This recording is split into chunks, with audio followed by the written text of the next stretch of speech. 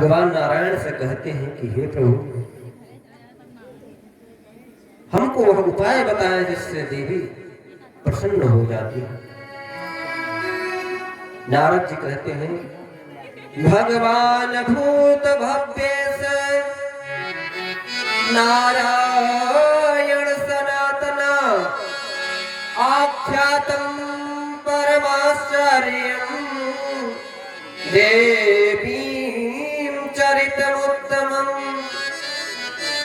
हे भगवान, हे भूत भावन भगवान नारायण, हे सनातन धर्म को चलाने वाले प्रभु,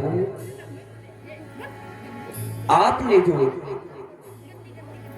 चरित्र का पूर्व में वर्णन किया, साथ ही आपके द्वारा जो असुर द्रोही देवताओं का कार्य सिद्ध करने के लिए निमित्त माता भागवती के चरित्र का जो आपने प्रकट होने का जो कथा सुनाया वो बहुत उत्तम है। परंतु अब हमको वह उपाय बताने की कृपा करें कि जिससे देवी की पूर्ण कृपा हम मानवों के ऊपर हो, हम सभी के ऊपर हो। हे प्रभु, मैं आपसे उस आचरण के विषय में सुनना चाहता हूं कि जिसके आचरण से मां भगवती परम्बा जगदम्बा प्रसन्न हो जाती है और उसका पालन पोषण करती है, जो उस आचरण का अनुगमन करके अपने जीवन को बिताता है। अधुना श्रोतमेक्षामि येन प्रीणति सर्वदा। हे प्रभु, उस आचरण को हमको बताने की कृपा करें कि जो मानव उस आचरण को करते हुए सदा लगे रहते हैं। अगर लगे तो उनके ऊपर परम्बा जगदम्बा भगवती की कृपा कैसे है उसका वर्णन करके बताएंगे। तब भगवान नारायण कहते हैं कि हे तत्वों के ज्ञाता नारद, सुनो सुनो नारद तत्वज्ञः सदाचार्य विधि क्रमम् यदनुष्ठान मात्रेण देवीं प्रणति सर्वदा। हे नारद, उस आचरण को सुनो कि जिसके सदाचार आचरण करने से, अनुष्ठान करने से देवी परम्बा जगदम्बा प्रसन्न होती है। उस विधि के बारे में मैं आपको क्रम से बता रहा हूं। नारद जी को भगवान नारायण सावधान करते हैं और आप लोगों को हम भी सावधान कर रहे हैं कि आप लोग जरा ध्यान से सुने कि माँ का अर्चन बंदन कैसे किया जाए, उनको प्रसन्न किस प्रकार किया जाए। कहते हैं, हे पितामह के पुत्र, आप ध्यान से सुनो। प्रातः काल उठकर द्विज को प्रतिदिन की तरह आचरण करना और उसका पालन करना चाहिए। आजकल की तरह नहीं। इस कलिकाल में तो सुबह उठते ही सर्वप्रथम क्या चाहिए महाराज? आसकी चाहिए, तंबाकू चाहिए, तब कुछ और कार्य होता है। और कुछ लोगों तो महाराज वहीं पर बेड टी भी ले लेते हैं, बिना चाय पिए उनका उठना बेकार हो जाता है। जब तक चाय नहीं पिएंगे उठेंगे नहीं, ऐसा आचरण नहीं। मर्यादा पुरुषोत्तम भगवान श्री रामचंद्र की प्रातः उठते हुए क्या करते हैं, उनके आचरण को हमको पूरे जीवन में उतारना है। प्रातः काल उठते रघुनाथ मात पिता गुरु नाम, अपने माता पिता, अपने इष्ट और गुरुदेव भगवान को प्रणाम करना चाहिए। शंख चक्र सूर्य और स्वयं अपने आप का प्रतिबिंब में दर्शन करना चाहिए। कुछ लोग कहते हैं कि महाराज सुबह उठते ही अपने चेहरे को नहीं देखना चाहिए, परंतु हमारे मुनियों ने बताया कि आप सुबह उठते ही अपने स्वरूप को पहचानिए कि मैं कैसा हूं। सुबह जितना शांत हूं, क्या शाम तक इसी तरह से शांत और प्रसन्न चित्त रहूंगा? क्या करूं तो मैं इतना शांत रहूं? और अपने से बुजुर्गों का प्रणाम करना चाहिए, उनका आशीर्वाद लेना चाहिए। मार्कंडेय पुराण में वर्णन आता है कि मार्कंडेय मुनि अल्पायु थे, वह सिर्फ प्रणाम करके अजेय हो गए, अमर हो गए। वो किन को प्रणाम करते थे महाराज? जो महात्मा, जो ब्राह्मण, जो विप्र संध्या वंदन करते रहते थे, उनको जाकर वह प्रणाम करते थे। उन्हीं के आशीर्वाद से वह अमर हो गए। सभी भाई बंधुओं से मेरा विनम्र निवेदन है कि वह प्रातः काल उठ के अपने माता पिता को अवश्य प्रणाम करें। सिर्फ प्रणाम करने से 4 चीजें मिलती हैं, और कुछ कर सके या ना कर सके लेकिन प्रणाम करना चाहिए। कहते हैं अभिवादनशीलस्य नित्यं वृद्धोऽपि सेविनः चत्वारि तस्य वर्धन्ते आयु विद्या यशो बलम्। अपने बड़ों का अभिवादन करना चाहिए, प्रणाम करना चाहिए। ये नहीं कि अभिवादनशीलस्य, फिर यही श्लोक कहता है नित्यं वृद्धोऽपि सेविनः। ये नहीं कि घर में या पिता माता का एक दिन सेवा कर लिए फिर छोड़ दिए, ऐसा नहीं। अपने से बड़ों का नित्य आदर करना चाहिए, सेवा करनी चाहिए। आप ऐसा करेंगे तो क्या मिलेगा आपको? 4 चीजें मिलेंगी। चत्वारि तस्य वर्धन्ते, क्या बढ़ेगा आपका? आयु, आप दीर्घायु होंगे। आपको दीर्घ जीवन काल व्यतीत करने का सौभाग्य प्राप्त होगा आशीर्वाद से। विद्या मिलेगी, जिस क्षेत्र में आप पारंगत होना चाहते हैं, अध्ययन कर रहे हैं, वह भी प्राप्त होगा। यश अर्थात आपकी नाम की ख्याति होगी। इस संसार के जाने के बाद में आपका सिर्फ नाम ही रह जाता है। कोई इस धरा को छोड़कर गया तो उसका सिर्फ नाम रह गया। आप अच्छे कर्म करेंगे, आपको लोग अच्छे नामों से जाने, अच्छे कर्मों से जाने, यही सबसे बड़ा आपका पुण्य है। और चौथा जो है महाराज, उसकी बहुत परम आवश्यकता है, आयु विद्या यशो बलम्। आप तो आपके शरीर में तेज बढ़ेगा, बल मिलेगा, जिससे आप आरोग्यता में संपूर्ण अपने जीवन को व्यतीत करेंगे। इसलिए अपने से बड़ों का जो प्रणाम करते हैं उनका कल्याण ही होता है। आपका कुछ नहीं लगता है, सिर्फ आपको प्रणाम करना है और आपको 4 चीजें मिल रही हैं। आप सुबह से लेकर शाम तक अनावश्यक सभी कार्य को करते हैं। आप लोगों से मेरा एक ही निवेदन है, सिर्फ आप अपने से बुजुर्गों का आशीर्वाद सुबह अवश्य लें। जिनका चरण स्पर्श नहीं कर सकते हैं उनको दूर से ही नतमस्तक होकर प्रणाम करें। जब हम किसी को प्रणाम करते हैं तो भगवान प्रसन्न होते हैं। ऐसे आकाश में जो जल है वह पृथ्वी पर जब जल वृष्टि होती है वह जाकर सागर में ही मिल जाता है। इसी प्रकार से किसी को भी प्रणाम किया जाए वह भगवान नारायण को ही समर्पित होता है। आकाश पतितं तोयं यथा गच्छति सागरम सर्वदेव नमस्कारं केशवं प्रतिगच्छति। किसी को भी प्रणाम किया जाए तो भगवान को ही प्रणाम किया जाता है, क्योंकि गीता में भगवान कहते हैं कि मैं एक चींटी से लेकर हाथी तक मैं ही हूं। महाराज एक मंदिर को बनाकर हमें और आपने प्रतिष्ठा कर दिया,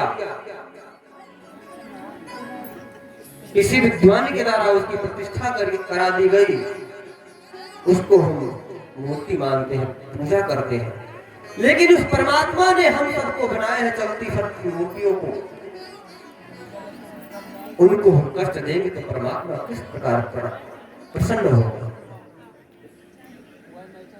18 पुराण में बस केवल एक ही बात कही गई है, अष्टादश पुराणेषु व्यासवचनद्वयम् परोपकाराय पुण्याय पापाय परपीड़नम्। दूसरे को कष्ट देना ही सबसे बड़ा दुष्कर्म है। और धर्म क्या है महाराज? परोपकार करना, दूसरे का उपकार कर देना, यही सबसे बड़ा धर्म है। एक नहीं 18 पुराण है, उन सब का एक ही अभिप्राय है कि हर एक प्राणी सदाचारी बने, धर्मवान बने। महाराज आपसे मैं निवेदन कर रहा था कि आप अपने बुजुर्गों का, अपने बड़ों का सम्मान करें और उनसे आशीर्वाद अवश्य प्रदान करें। इधर भगवान नारायण कहते ही नारद जी से कि ब्राह्मणों को सूर्योदय से लेकर सूर्य अस्त तक नित्य अपने निमित्त कर्म को करना चाहिए। महाराज आजकल के ब्राह्मणों और अधमों से तो अच्छा रावण ही था। वह त्रिकाल संध्या करता था। हम लोग अपने सत्कर्म को भूल गए और दूसरे के धर्म को, पंथ को हम लोग अच्छा मानते हैं। कहते हैं वो हमारे कवियों को, अपने अंदर के कवियों को नहीं देखते। एक इस्लाम धर्म को मानने वाला व्यक्ति दिन में 5 बार नमाज पढ़ता है। अगर 5 बार नहीं तो हफ्ते में 1 बार अवश्य पढ़ेगा। लेकिन किसी ब्राह्मण को कह दीजिए कि आप 24 घंटे में 1 काल की ही संध्या कर लीजिए तो नहीं करता है। संध्या करने की बात छोड़ दो, एक दो पवित्र भी नहीं धारण करना चाहता है कि जनेऊ को सिर्फ पहनकर स्नान करने के बाद में सिर्फ मन में ही कुछ ना कर सके माला लेकर, तो सिर्फ अपने कर माला पर ही 10 बार गायत्री का जाप कर ले। इसीलिए हम और आप सनातन धर्म के अनुयायी जो हैं वह सिर्फ एक ही घमंड में रहते हैं कि हमारा तो धर्म सबसे ज्यादा पुराना है, वह कभी नष्ट नहीं हो सकता। हम और आप अपने आप के कर्मों का पालन करना छोड़ देते हैं। महाराज हमसे और आपसे अच्छा तो वह रावण ही था कि वह त्रिकाल संध्या करता था, सदाचार करता था, लेकिन उसको पूर्व जन्म में श्राप के कारण आताताई हुआ। वह जब उसको पता चलता है कि भगवान का इस धरा पर अवतार हो गया है तो वह क्या करता है? कहता है इस तामस शरीर को मिलने के बाद इस तामसी शरीर में भजन तो हो ही नहीं सकता, क्यों ना भगवान से वैर कर लिया जाए। क्योंकि महाराज भगवान को भजने पर चाहे भाव से भजे, चाहे भाव से, चाहे आलस, चाहे प्रमाद से, कल्याण होगा। भाय भाय अनक आलसहु नाम जपत मंगल दिस रसहु। आपको पता हो तब भी, नहीं पता हो तब भी आपका कल्याण अवश्य होगा। उदाहरण के लिए, एग्जाम्पल के लिए जैसे देते हैं, इस तार में लाइट दौड़ रही है, आप जानकर छुए तब भी आपको करंट लगेगा, आपको पीड़ा होगी, और अनजान में भी स्पर्श कर ले तब भी आपको असहनीय पीड़ा होगी। अग्नि में हाथ डालिए, आप जानकर डालिए तब भी आपको जलन होगा, आपके हाथ जलेंगे। अनजान में और जान में किसी भी प्रकार से आप अग्नि में हाथ डालिए तो आपका हाथ जलना है।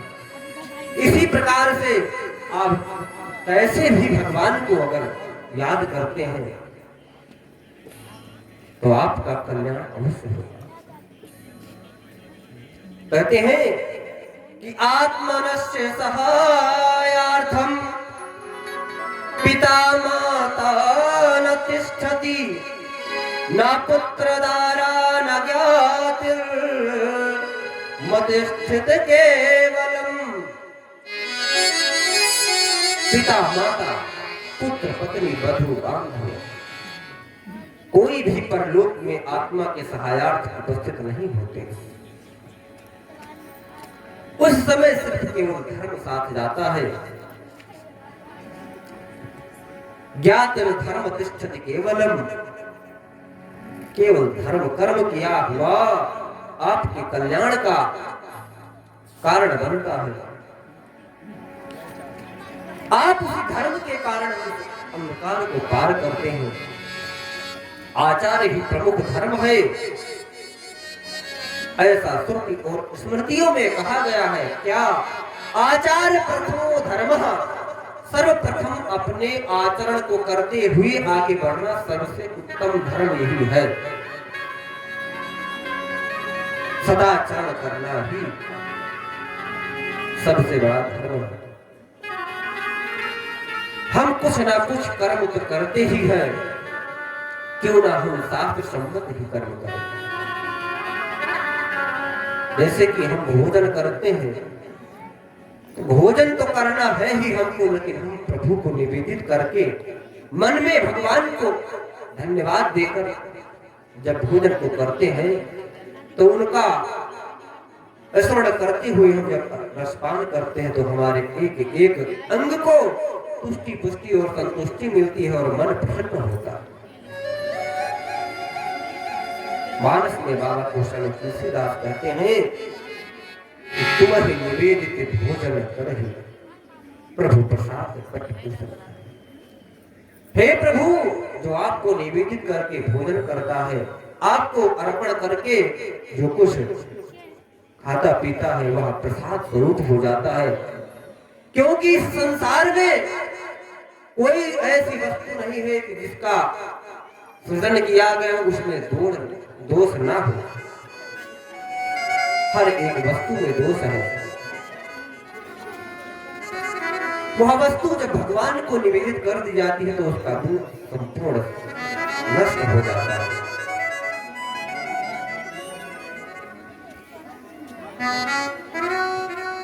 कहते हैं कि आचरण किस प्रकार से मनुष्य को प्राप्त होता है।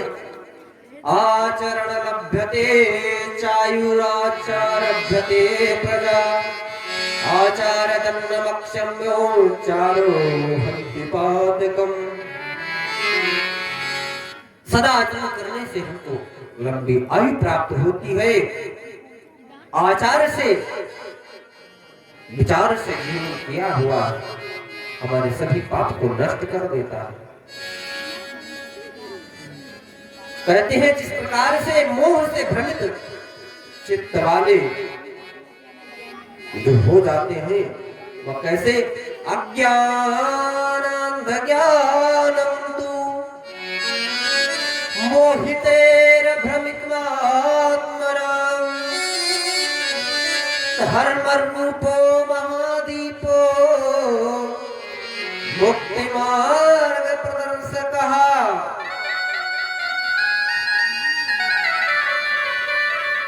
जो भ्रमित चित्त वाले हैं,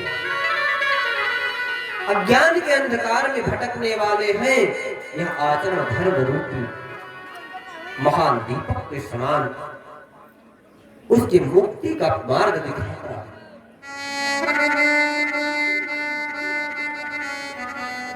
और आज नाना प्रकार को समझाते हैं भगवान नारायण। नारद जी से कहते हैं जो दुराचारी लोग हैं, दुराचारी पुरुष हैं, वो लोक में निंदित होते हैं और दुख को प्राप्त करते हैं। दुराचारो हि पुरुषो लोके भवति निंदितः दुर्भागी च संतप्यम् व्याधिना व्यापयेव च। जो दुराचारी लोग होते हैं वो सदा व्याधि नाम अनेक व्याधियों से घिरा रहता है यह व्यक्ति, रोगों से ग्रस्त होता है।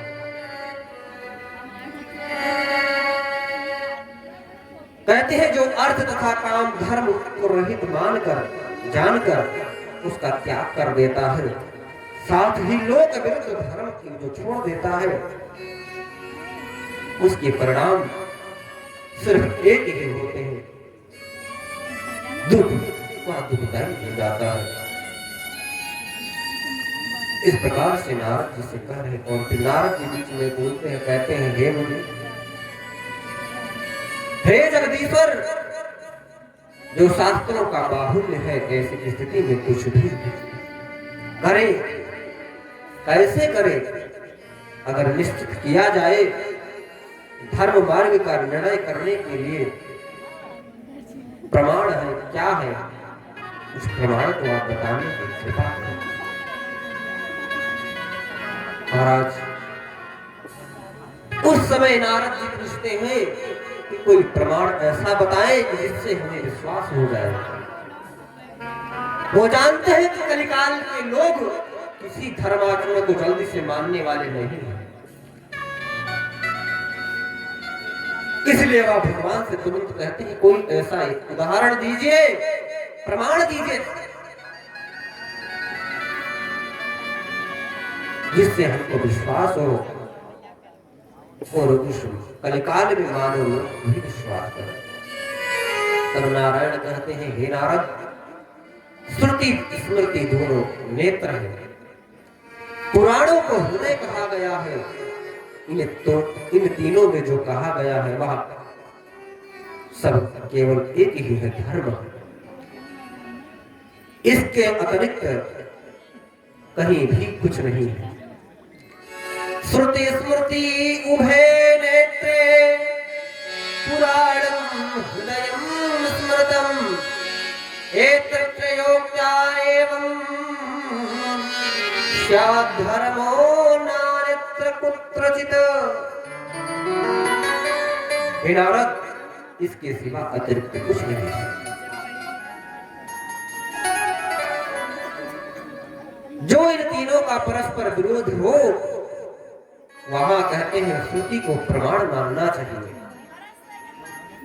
इसी प्रकार स्मृति का पुराणों में विरोध होने पर स्मृति श्रेष्ठ है। जहां पर वचनों के परस्पर विरोध हो वहां दोनों वचन सिर्फ एक ही रहते हैं, क्या? धर्म। महाराज इस शरीर पर धर्म की ग्लानि होती है तभी भगवती का अवतार होता है, नारायण का अवतार होता है, भगवान का अवतार होता है। यदा यदा हि धर्मस्य ग्लानिर्भवति। गीता में अर्जुन से कहते हैं कि हे पार्थ, जब धर्म का अहित होता है तभी मेरा इस धरा पर अवतार होता है। पुराणों में तो कहीं कहीं बहुत सूक्ष्म रूप से व्याख्या किए गए हैं, जो धर्म के शास्त्र सम्मत बताया गया है उसी को धर्म ग्रहण करना चाहिए, उसी को मानना चाहिए।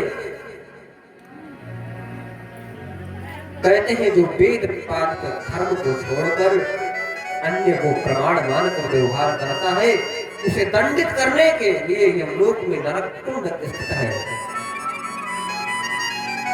इसलिए सबसे उत्तम पुराणों शास्त्रों को मानना चाहिए प्रमाण रूप में। महाराज कुछ लोग तो इतना कहते हैं कि ये शास्त्र पुराण पता नहीं कब कौन कैसे लिख दिया, उसको हम क्यों माने? हम कुछ नहीं थे उस समय हमने देखा थोड़ी है कि हम उसको मानते हैं। हम पुराणों शास्त्रों को नहीं मानते हैं। हम उन लोगों से प्रार्थना करना चाहते हैं कि आप इस धरा पर जब आए तो आपको यह पता है कि आपके पिता कौन हैं। जो अपने शास्त्रों प्रमाणों को नहीं मानता है वह अपने पिता और माता पर संदेह करता है। इससे बड़ा अनर्थ कुछ नहीं हो सकता है। जो अपने माता पिता में संदेह करे, अपने शास्त्रों को प्रमाण ना मानकर अनर्गल बातों में पड़े। महाराज भगवान नारायण स्वयं कहते हैं कि तन्मूलत्व प्रमाणम स्यानंदस्य तु कदाचन योग शास्त्राभियोगेन वर्त्यांति है मानवान। जो लोग इस शास्त्र को नहीं मानते, जो मनुष्य वे इस प्रकार से हो जाते हैं कि उनका दंड किस प्रकार से होता है उसको सुने। कहते हैं कि जो लोग इस शास्त्रों को, मनुष्य को निंदित शास्त्र का उपदेश करते हैं, उत्तम शास्त्रों का उपदेश नहीं करते हैं, धन के लालच में उन शास्त्र के अर्थों को उल्टा पुल्टा करके सुना देते हैं और उनका लोग आचरण करने लगते हैं, उनका क्या दुर्गति होता है, यमलोक में कैसी ताड़ना मिलती है। कहते हैं वह मुख नीचे तथा पैर ऊपर किए जाते हैं। कहां पर? नरक सागर में जाते हैं। स्वेच्छाचारी पशु आदि की तरह अंकित जो होता है, उस धर्म को क्या बताएं। अतएव जो मनुष्य सदा वेदोक्त धर्म का ही पालन करता है, उसे सावधान होकर बार बार विचार करना चाहिए कि आज मैं कौन कौन सा कार्य करूंगा, क्या करना चाहिए। कहते हैं दत्तम वादपिदम वापि वाक्येनापि च भाषितम उपपापेषु सर्वेषु पातुकेषु महत्वसी। यह भी सोचना चाहिए कि मैं क्या करूं, अपने वाणी के द्वारा कुछ अहित किसी का न करूं। यह भी सोचना चाहिए कि अत्यंत दारुण सभी पातकों का इधर उधर से कभी हमारे ऊपर दोष न लग जाए, मैं उस अधर्म में प्रवृत्त ना हो जाऊं। कहते हैं जो भगवान के ध्यान में रहता है, पद्मासन में बैठकर भगवान का ध्यान करता है, उसके किस प्रकार से तेज हो जाती है क्या पता। उसके मुख की आभा ऐसी हो जाती है कि कोई व्यक्ति उसके मुख को देखता है, आभा मंडल को देखता है तो अपने बैर को भूल जाता है। महाराज अनेक प्रकार के प्राणायाम, रेचक, पूरक, भेद वाले तमाम प्राणायाम कहे गए हैं। कहते हैं प्राणायाम इति प्रोक्तो रेच पूरक कुंभके है वर्णाचादिवा है तो नेच पूरक कुंभका। कहते हैं अपने जीवन काल में प्राणायाम करना चाहिए। प्राणायाम मंत्र अगर न पता हो तो प्राणायाम इस तरह करें, अगर बैठ कर सके तो वह अपने नाभि में गोदा के समीप भगवान नारायण का सांस को खींचते हुए भगवान लक्ष्मी नारायण का ध्यान करें और सांस को रोककर हृदय में ब्रह्मा जी का ध्यान करें और सांस को छोड़ते हुए भगवान रुद्र का स्मरण करें। इस प्रकार से प्राणायाम करना चाहिए। महाराज कहते हैं जब इला नारी से वायु के ऊपर जो खींचकर उधर पूर्ण रूप से स्थित कर लेते हैं, अनंतर पुनः दूसरी पिंगला नाड़ी से धीरे धीरे 16 मात्रा से उस वायु को जब निकालते हैं तो उस साधु प्राणायाम स्वाद भोग को अपने साध लेते हैं जो, उनका अहित कभी नहीं होता, वह हमेशा प्रसन्न चित्त रहते हैं। कहते हैं मूल आधार से भगवान का ध्यान करते हुए ब्रह्मांड तक जाना चाहिए। अनेक प्रकार से बताए गए हैं धर्म। कहते हैं उसके बाद में ततो निज ब्रह्मरंध्रे ध्यायेतं गुरमीश्वरम् उपाचेरिमानेश्च पूजयेत्तु यथाविधे। तत्पश्चात उसके बाद में ब्रह्मरंध्र में ईश्वर रूप का गुरु का ध्यान करना चाहिए। मानसिक उपचार से विधि पूर्वक उसकी पूजा करनी चाहिए। साधकों को अपने संयम में रहकर गुरुदेव का पूजन करना चाहिए। कहते हैं श्रुतियां कहती है कि गुरु ही ब्रह्मा है, विष्णु और महेश है। गुरु ही साक्षात ब्रह्म है, गुरु ही देवता है, गुरु ही माहेश्वर शिव है और गुरु ही परम ब्रह्म है। और गुरु को प्रणाम करना चाहिए।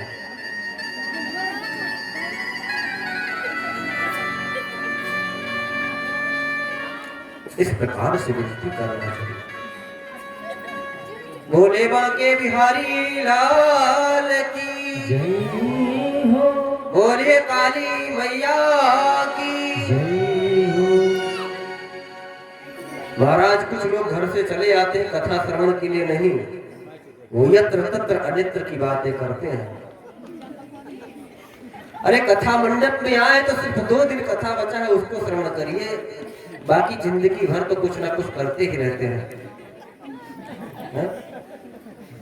कहते हैं उनके भी धोए धोते हैं। श्रोता 3 प्रकार के होते हैं, उनका भी वर्णन आप लोग सुन ले।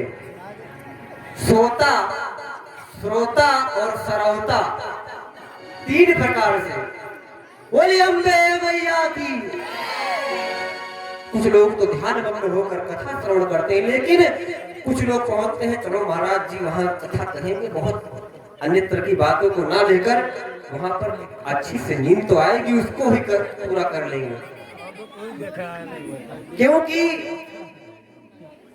घर पर नींद की दवा खाए तब भी नींद नहीं आती है, लेकिन भगवान की कथा में आए हैं तो नींद अवश्य आती है।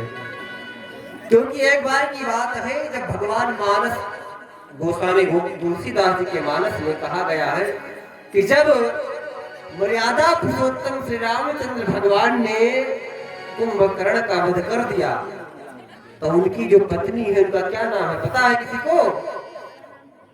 निद्रा देवी।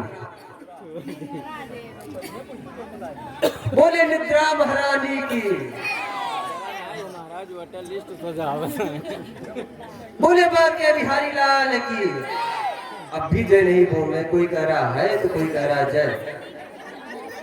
अब भी मोबाइल बंद नहीं हो रही है महाराज, कलिकाल उस मोबाइल में घुस गया है। अरे जिनको मैच देख रहा हूं घर जाकर देखिए ना, मंडप में क्यों आए हैं। बोले वृंदावन बिहारी लाल की। जब निद्रा देवी के पति स्वामी सिद्ध कर्ण भगवान का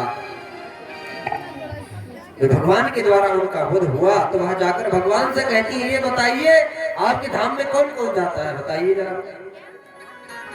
कहते हैं कि भगवान के पास निद्रा देवी जाकर पूछती है कि आपके धाम में, आपके वैकुंठ में, आपके साकेत में कौन लोग जाते हैं उनको बताइए।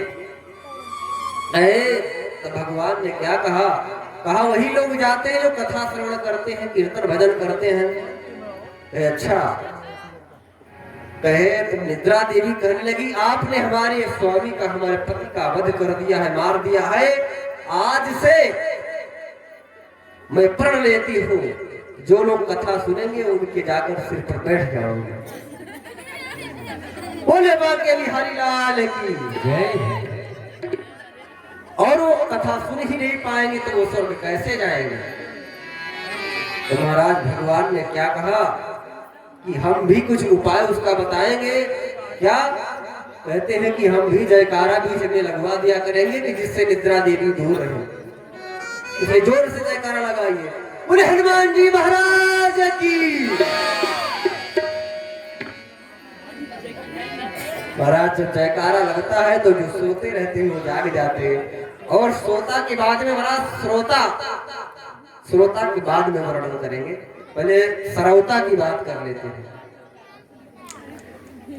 सरौता यानी जो सुपारी काटता है उसको सरौता कहते हैं। पहले पान जब लगाते थे तो अब तो कटी सुपारी ही ले आते हैं, लेकिन पहले काट काट कर सब लोग तांबूल आरक्षण करते थे। सुपारी को काटने वाला जो अस्त्र होता है उसका नाम होता है सरौता। तो कुछ लोग सरौता के रूप में आते हैं, वो क्या कहते हैं महाराज, कथा में पहुंचते हैं तो कथा पर ध्यान नहीं, ये मंडप लगा है, ये मंडप इस तरह नहीं उधर उस तरह से लगना चाहिए। महाराज जी कथा ये कह रहे हैं, लेकिन थोड़ा बीच बीच में कुछ और प्रसंग सुना दिए थे, चुटकुल्ला कहते तो और अच्छा रहता। महाराज ये कार्य ऐसा होना चाहिए, ऐसा नहीं हुआ, ऐसा हुआ है। उनका सिर्फ यही कार्य है कि धर्म कार्य में हाथ न बटाना, धर्म कार्य में जो कुछ हो रहा है उसको भी खत्म कर देना। सरौता का कार्य करते रहना, उपद्रव को खड़ा कर देना। महाराज हमें नहीं, जो उसका लक्षण है मैं बता रहा हूँ। सज्जना गुण विक्षंति दोष विक्षंति वानराः मक्षिका भृण विक्षंति मधुम विक्षंति धनराः। जो सज्जन लोग होते हैं ना वो गुण को देखते हैं, भगवान का स्वरूप है यार। तो सज्जना गुण विक्षंति दोष विक्षंति वानराः, जो वानर स्वरूप के होते हैं ना, दुष्ट प्रवृत्ति के, वो सिर्फ अवगुण ही देखते हैं। और ऐसे कहते उदाहरण के लिए एग्जाम्पल के मधुम विक्षंति धर्मराः मक्षिका भृण विक्षंति। जो मक्खी होती है वो आकर घाव ढूंढती है, रक्त ढूंढती है, उसको गंदगी पसंद है। लेकिन जो भंवरा होता है, भ्रमर, वह पुष्प की सुगंधी को ढूंढता, अच्छाई को ढूंढता।